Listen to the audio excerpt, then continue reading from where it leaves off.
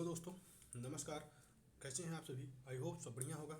चलिए, आज जो हम लोग स्टार्ट करने वाले हैं क्लास, वो होगी हमारा संरक्षित क्षेत्र को लेकर के। करंट अफेयर में जो चर्चित स्थल रहे उसमें आज हम इन्वायरमेंट का पार्ट कर रहे हैं। इन्वायरमेंट में भारत में जो चर्चा में रहे संरक्षित क्षेत्र हैं उनकी चर्चा हम करेंगे। पहला है ईटानगर वन्यजीव अभ्यारण्य, ये कहाँ है?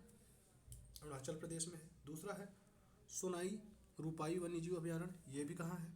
तो ये भी अरुणाचल प्रदेश में। गांधी सागर वन्यजीव अभ्यारण्य, तो ये है मध्य प्रदेश में। वहीं सुखना वन्यजीव अभ्यारण्य है, तो ये है कहाँ? सुखना कहाँ है?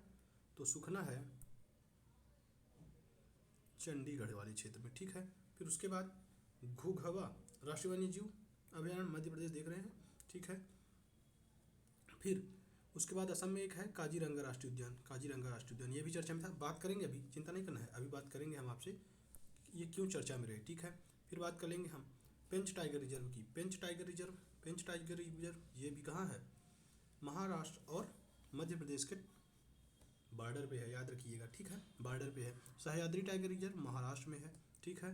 फिर कैमूर कहाँ है? कैमूर अगर पूछ ले आपसे तो बिहार में है। कैमूर कहाँ है? बिहार में। गुरु घासीदास तिमोर पिंगला टाइगर रिजर्व ये है छत्तीसगढ़ में। कहाँ है? छत्तीसगढ़ में, ठीक।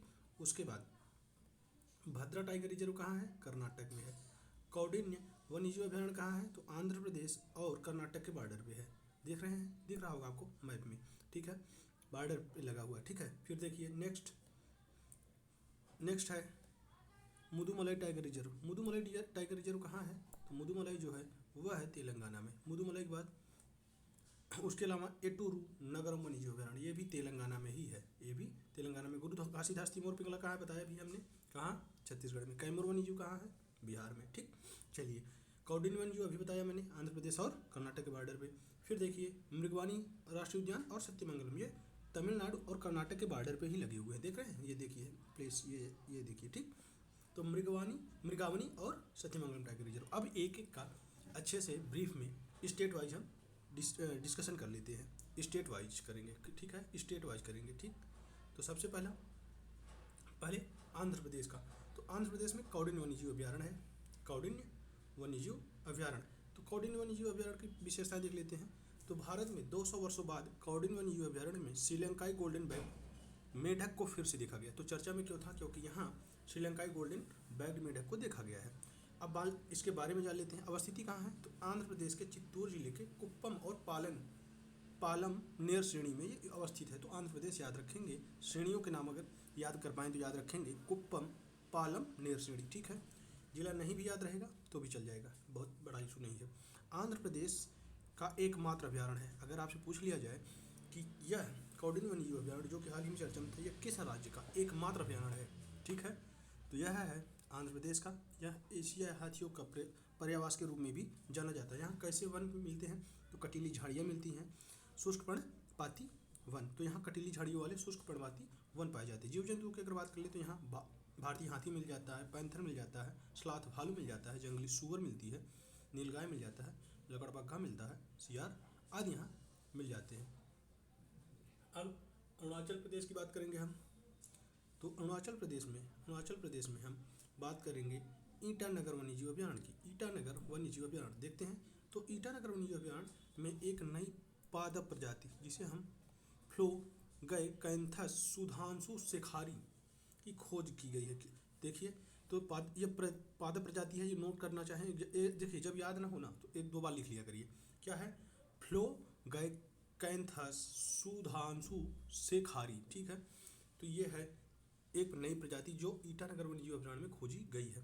अब ईटानगर की बात कर लेते हैं। तो यह अरुणाचल प्रदेश के दक्षिण पश्चिमी भाग में अवस्थित है, ठीक है। अभ्यारण्य के भीतर राज्य की राजधानी ईटानगर स्थित है। याद रखिए इस, अब आपसे पूछा जाए कि ये अरुणाचल प्रदेश की राजधानी कहाँ अवस्थित है, तो किस अभ्यारण्य के भीतर है? तो ईटानगर वन्यजीव अभ्यारण्य, ठीक है। अब देखिए वर्ल्ड लाइफ इंटरनेशनल ने इसे महत्वपूर्ण पक्षी क्षेत्र के रूप में भी मान्यता दी है। तो मतलब ये भी याद रखना जरूरी है, यह महत्वपूर्ण पक्षी क्षेत्र भी है, ठीक है। प्रमुख नदियाँ यहाँ क्या क्या है? तो नदियाँ हैं पोमा, पाम, पाचिन, नेवरोची, चिंगके। यहाँ वन के प्रकार कैसे मिलते हैं?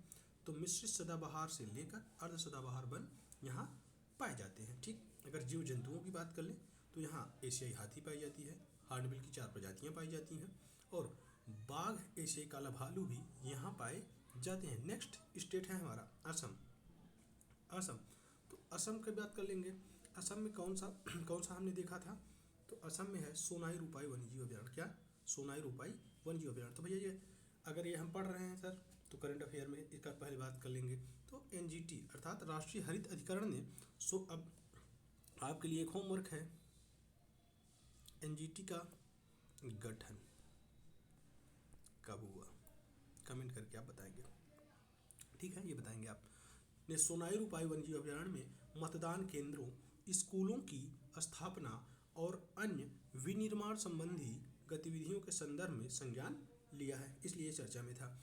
अब इसके बारे में देख लेते हैं। इसकी अवस्थिति जो है असम के सोनितपुर जिले में हिमालय की तलहटी में है। कहाँ है, हिमालय की तलहटी में। इसमें नामेरी नेशनल पार्क के साथ मिलकर यह सोनितपुर कामेंग हाथी रिजर्व का हिस्सा बनता है। याद रखिए, ये कामेंग हाथी रिजर्व का हिस्सा भी है सोनाई रूपाई वन्यजीव अभयारण्य, और किसके साथ मिलकर बनता है, तो नामेरी नेशनल पार्क का।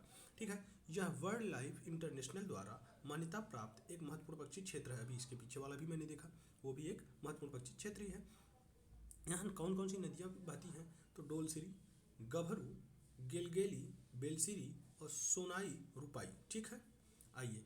वन के प्रकार सदाबहार, अर्धसदाबहार और आर्द्र पर्णपाती वन यहाँ पाए जाते हैं। जीव जंतु एशियाई हाथी, भारतीय बाइसन, तेंदुआ, भारतीय गौर, सांभर, हाग हिरण, स्लाथ भालू आदि यहाँ पाए जाते हैं।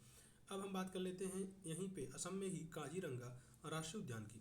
काजीरंगा राष्ट्रीय उद्यान देख लेते हैं। तो यहाँ अपनी स्थापना के 50 वर्षों के इतिहास में सबसे अधिक राजस्व अर्जित किया। याद रखिए, इस उद्यान ने का चर्चा में रहने की वजह यह है, यह सबसे अधिक राजस्व अर्जित किया है। अब इसके बारे में देख लेते हैं। इसे 1985 में यूनेस्को की विश्व धरोहर स्थल घोषित किया गया था। ये भी याद कर लेंगे, इसे यूनेस्को विश्व धरोहर स्थल का माना गया, घोषित किया गया तो 1985 में। असम के गोलाघाट और नौगांव जिले में यह अवस्थित है। यहाँ कौन सी नदी बहती है, तो ब्रह्मपुत्र नदी उत्तर की तरफ और कार्बी अंगलांग पहाड़ियाँ दक्षिण के मध्य अवस्थित है। मतलब अगर आपसे पूछ लिया जाए काजीरंगा राष्ट्रीय उद्यान किसके किसके मध्य अवस्थित है, तो ब्रह्मपुत्र नदी जो कि इसके उत्तर में है और कार्बी अंगलांग पहाड़ियाँ जो कि इसके दक्षिण में है, इन दोनों के मध्य यह अवस्थित है। वन के प्रकार, इसमें जलोढ़ घास के मैदान से लेकर उष्ण कटिबंधीय अर्ध सदाबहार वन और पर्णपाती वन शामिल है। तो मतलब यहाँ जलोढ़ घास के मैदान भी मिलेंगे, उष्णकटिबंधीय अर्ध सदाबहार वन भी मिलेंगे, पर्णपाती वन भी मिलेंगे। वनस्पति और जीव जंतु, भारतीय आंवला, एक सींग वाले गैंडे, स्वैम्प डियर, गंगा डॉल्फिन आदि यहाँ पाए जाते हैं। ठीक है, चलिए नेक्स्ट कैमूर में आ जाएंगे। कैमूर जो कि कहाँ अवस्थित है, हमने बात किया था बिहार में। कहाँ अवस्थित है भैया, तो बिहार में। ठीक है, याद रहेगा कि नहीं, बिहार में। ठीक है, चलिए। तो चर्चा में क्यों रहा सर, ये भी बता देते हैं। चर्चा में रहा, यह राष्ट्रीय बाघ संरक्षण प्राधिकरण ने कैमूर वन्यजीव अभयारण्य को वाल्मीकि टाइगर रिजर्व के बाद बिहार के दूसरे टाइगर रिजर्व के रूप में विकसित करने की स्वीकृति प्रदान कर दी है। अब इसके बारे में बात कर लेंगे। तो यह कैमूर की पहाड़ियों पर अवस्थित है। पहली बात, यह मध्य उच्च भूमि और छोटा नागपुर पठार तक फैला हुआ है। मध्य उच्च भूमि से में सतपुड़ा, मैकाल पहाड़ियाँ और विंध्य बघेलखंड पहाड़ियाँ शामिल हैं। यह बांधवगढ़, संजय, गुरु घासीदास, पलामू, भाग भूदृश्य से भी यह जुड़ा हुआ है। यहाँ कौन कौन सी नदियाँ हैं, तो यहाँ 2 नदियाँ हैं। एक है सोन नदी जो इसके दक्षिण से बहती है, और कर्मनाशा नदी जो है वह पश्चिम में स्थित है। ठीक है, और इनके मध्य अभयारण्य अवस्थित है। ठीक, यहाँ वन उत्तरी उष्णकटिबंधीय मिश्रित शुष्क पर्णपाती वन। कैसे मिश्रित, ठीक है। यहाँ कौन कौन से जीव जंतु पाए जाएंगे, तो तेंदुआ, जंगली सूअर, भालू आदि यहाँ पाए जाते हैं। चलिए नेक्स्ट, चंडीगढ़ में सुखना वन्यजीव अभयारण्य देख लेते हैं। केंद्र ने हरियाणा के हिस्से वाले सुखना वन्यजीव अभयारण्य के आसपास ESZ का सीमांकन करने से संबंधित एक मसौदा अधिसूचना जारी की है। सुखना वन्यजीव अभयारण्य के बारे में देख लेते हैं। अवस्थिति, चंडीगढ़ में शिवालिक की तलहटी में स्थित सुखना झील के समीप स्थित। ठीक है, वन के प्रकार उष्णकटिबंधीय शुष्क पर्णपाती वन और झाड़ीदार वन यहाँ पाए जाते हैं। यहाँ इंडियन ग्रे हॉर्नबिल, भारतीय मोर, सफ़ेद गले वाला किंगफिशर, शाही, रिजिलियंट, वाइल्ड बोर पाए जाते हैं। ठीक है, चलिए नेक्स्ट, छत्तीसगढ़ में आ जाते हैं। गुरु घासीदास तिमोर पिंगला टाइगर रिजर्व की बात करेंगे। गुरु घासीदास तिमोर पिंगला टाइगर रिजर्व जो है छत्तीसगढ़ द्वारा राज्य के चौथे टाइगर रिजर्व के रूप में अधिसूचित। यह कहाँ है?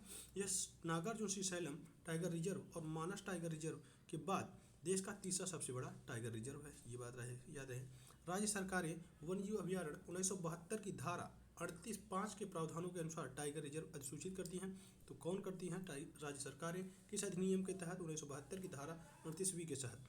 इसके लिए राष्ट्रीय बाघ संरक्षण प्राधिकरण से सलाह ली जाती है। ठीक, गुरु घासीदास राष्ट्रीय उद्यान और तिमोर पिंगला अभ्यारण्य के बीच मिलकर यह नया टाइगर रिजर्व बनाया जाएगा। ठीक है, अब बात कर लेते हैं ये दोनों तिमोर पिंगला अभ्यारण्य की। ठीक है, तो यह है अभ्यारण्य का नाम तिमोर पिंगला नामक आरक्षित वनों अर्थात रिजर्व फॉरेस्ट के नाम पर रखा गया। इन आरक्षित वनों के नाम तमोर पहाड़ और पिंगला नदी के नाम पर रखे गए। ठीक, यहाँ वनस्पति और जीव जंतु क्या है? तो एशियाई हाथी, बंगाल टाइगर, भारतीय तेंदुए, भालू, सांभर, हिरण और जंगली सुअर आदि पाए जाते हैं। अगर आपको कोई दिक्कत हो रही हो तो कमेंट में बता सकते हैं, कोई दिक्कत नहीं है करके। ठीक है, आगे से सुधार किया जाएगा। गुरु घासीदास राष्ट्रीय उद्यान छोटा नागपुर पठार में स्थित है। ये कहाँ स्थित है? छोटा नागपुर। और यह कुछ भाग बघेलखंड पठार पर भी अवस्थित है। कहाँ? बघेलखंड पठार पर भी अवस्थित है। ठीक है, चलिए नदियाँ, यहाँ सोन नदी जलप्रवाह बेसिन के तहत आने वाली नदियाँ आती हैं। फिर वनों के प्रकार मध्यम सघन वनों के साथ आर्द्र पर्णपाती वन। वनस्पति और जीव जंतु सागौन, साल, गुर्जन, पलाश, बाघ, तेंदुआ, सियार, बरकिंग, डेयर, चित्तीदार, हिरण आदि ठीक यहाँ पाए जाते हैं। अब बात करेंगे हम कर्नाटक में। तो कर्नाटक में भद्रा टाइगर रिजर्व, भद्रा टाइगर रिजर्व की बात करेंगे। चलिए आज देखते हैं भद्रा टाइगर रिजर्व। अब मिकानिया माइक्रांथा, ये देखिए क्यों ये चर्चा में रहा, ये देखिए यह अगर आपसे पूछा जाए मिकानिया माइक्रांथा क्या है, तो यह खरपतवार है जो भद्रा टाइगर रिजर्व में फैल रहा है, इसकी जैव विविधता को खतरा पहुंचा रहा है। अब बात कर लेंगे हम पहले मिकानिया माइक्रांथा के बारे में। तो यह 12मासी लता है। ठीक है, यह उष्णकटिबंधीय अमेरिका की मूल प्रजाति है। यह दक्षिण पूर्व एशिया और प्रशांत द्वीपों के कई हिस्सों में एक प्रमुख आक्रामक प्रजाति के रूप में है। अब टाइगर रिजर्व के बारे में बात कर लेते हैं। भद्रा, तो यह कर्नाटक के पश्चिमी घाट में अवस्थित है। कॉरिडोर, यह भद्रा टाइगर रिजर्व, कद्रेमुख राष्ट्रीय उद्यान और सेट्टीहल्ली वन्यजीव अभ्यारण्य एक ही भूपरिदृश्य का हिस्सा है। यहाँ नदियाँ कौन कौन सी हैं? भद्रा नदी, यह तुंगभद्रा नदी की एक सहायक नदी है। भद्रा नदी यहाँ इस अभ्यारण्य से गुजरती है, जो तुंगभद्रा नदी की सहायक नदी है। वन के प्रकार उष्णकटिबंधीय आर्द्र मिश्रित पर्णपाती वन, उष्णकटिबंधीय शुष्क पर्णपाती वन और अर्ध सदाबहार वन। वनस्पति या जीव जंतु बाघ, तेंदुआ, गौर, सांभर, वर्किंग डियर ये यहाँ पाए जाते हैं। चलिए मध्य प्रदेश में आ जाएंगे हम। मध्य प्रदेश में हमको पता है कि 2 ठो है। मध्य प्रदेश में 2 ठो है ना? 2 ही, हाँ 2 ठो है। तो 2 कौन कौन से हैं ये देखेंगे हम मध्य प्रदेश के। 2 की 3 हैं। चलिए घुघवा राष्ट्रीय उद्यान। घुघवा राष्ट्रीय जीवाश्म उद्यान में जीवाश्म लकड़ी से बनी प्रागैतिहासिक कलाकृतियाँ प्राप्त हुई हैं। यह खोज आदिमानव द्वारा औजारों के निर्माण हेतु जीवाश्म वृक्षों के तनों के उपयोग का संकेत देती हैं। यहाँ से प्राप्त उल्लेखनीय वस्तुओं में क्या क्या शामिल है? तो काशी पादप मिले हैं, जैसे यूकेलिप्टस, खजूर, नीमाद, लताएं मिली हैं, पत्तियाँ, फूल, फल आदि संचित जीवाश्म और डायनासोर के अंडे के जीवाश्म पाए गए हैं। अब घुघवा राष्ट्रीय उद्यान जीवाश्म उद्यान के बारे में जान लेते हैं। यह मध्य प्रदेश के डिंडोरी जिले में है। उन्हें 1983 में राष्ट्रीय उद्यान के रूप में इसे अधिसूचित किया गया। 1983 में यहाँ कैसे वन पाए जाते हैं? तो उष्णकटिबंधीय शुष्क पर्णपाती वन पाए जाते हैं। अब बात करेंगे गांधी सागर वन्यजीव अभ्यारण्य की। हाल ही में इसे मध्य प्रदेश के कूनो पालपुर राष्ट्रीय उद्यान के बाद चीतों का स्थानांतरण के लिए दूसरे स्थल के रूप में मंजूरी दी गई। मतलब जो है कूनो पालपुर राष्ट्रीय उद्यान जो था चीतों के स्थानांतरण का पहला स्थान था, तो दूसरा जो है वह बना है अभी गांधी सागर वन्यजीव अभ्यारण्य। इसकी अवस्थिति देख लेते हैं। तो यह मध्य प्रदेश और राजस्थान की सीमा पर अवस्थित है। ठीक है, याद रखिए जो सीमा वाले हैं वो जरूर देख लीजिएगा, क्योंकि ये आप कंफ्यूज करवाने के लिए ऑप्शन में दिया जाएगा। नदियाँ, चंबल नदी इस अभ्यारण्य से होकर बहती है, तो चंबल नदी इससे बहती है, ये भी याद रखेंगे। और गांधी सागर बांध भी इसी अभ्यारण्य में अवस्थित है। ठीक, गांधी सागर वन्यजीव अभ्यारण्य में ही गांधी सागर बांध अवस्थित है और यहाँ से चंबल नदी बहती है। वन, यहाँ खुले घास के मैदान और शुष्क पर्णपाती वन पाए जाते हैं। जंतु की बात करेंगे, पैंथर, नीलगाय, चिंकारा और भेड़िया यहाँ पाए जाते हैं। ठीक है, अब हम बात करेंगे पेंच टाइगर रिजर्व की। तो पेंच टाइगर क्यों? चर्चा में था। तो वनाग्नि का शीघ्र पता लगाने के लिए उन्नत आर्टिफिशियल इंटेलिजेंस प्रणाली की शुरुआत की गई है। कहाँ पर? तो पेंच टाइगर रिजर्व में।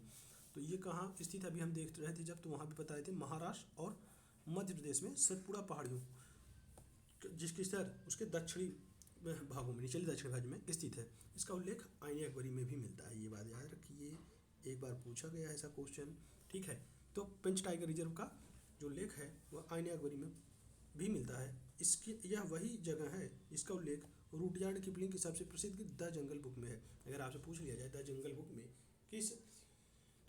किसका उल्लेख है, तो पेंच टाइगर रिजर्व का ही। यहाँ की मुख्य नदी है पेंच नदी। वन प्रकार, यहाँ दक्षिण भारतीय उष्णकटिबंधीय आर्द्र पर्णपाती वन, दक्षिणी उष्णकटिबंधीय शुष्क पर्णपाती सागौन और दक्षिण शुष्क मिश्रित पर्णपाती वन पाए जाते हैं। यहाँ वनस्पति और जीव जंतु क्या है? यहाँ महुआ पाया जाता है, सफ़ेद कुल्लू पाया जाता है, धौरा पाया जाता है, अमलतास पाया जाता है, बाघ मिलता है, तेंदुआ मिलता है, स्लॉथ बियर भालू मिलता है, भारतीय गौर, जंगली कुत्ता, भेड़िया आदि यहाँ पाए जाते हैं। चलिए नेक्स्ट, महाराष्ट्र की बात करेंगे हम।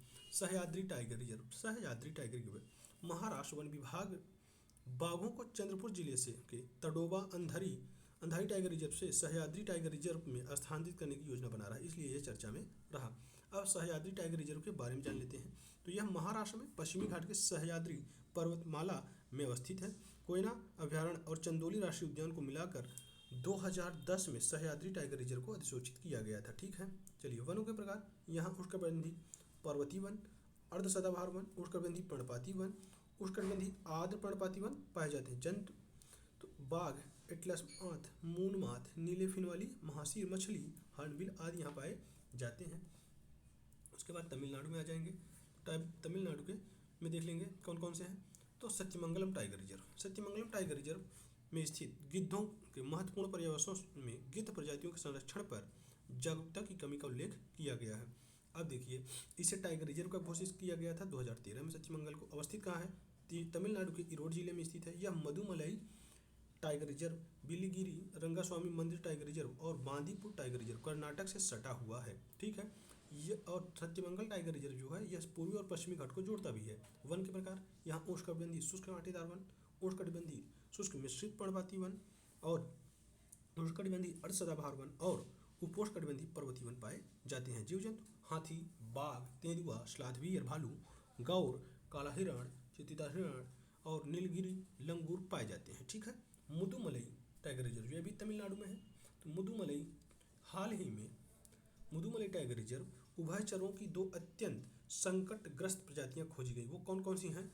तो माइक्रीक्सालस स्पेलुंका, पहला माइक्रीक्सालस स्पेलुंका, इसे सामान्यतः केव डांसिंग फ्रॉग, इसे केव डांसिंग फ्रॉग भी कहा जाता है। आपको यही माइक्रोक्सालस स्पेलुंका पूछ लेगा और पूछ लेगा किसकी क्या ये क्या है, तो मेढक है, मेढक की प्रजाति केव डांसिंग फ्रॉग, ठीक है।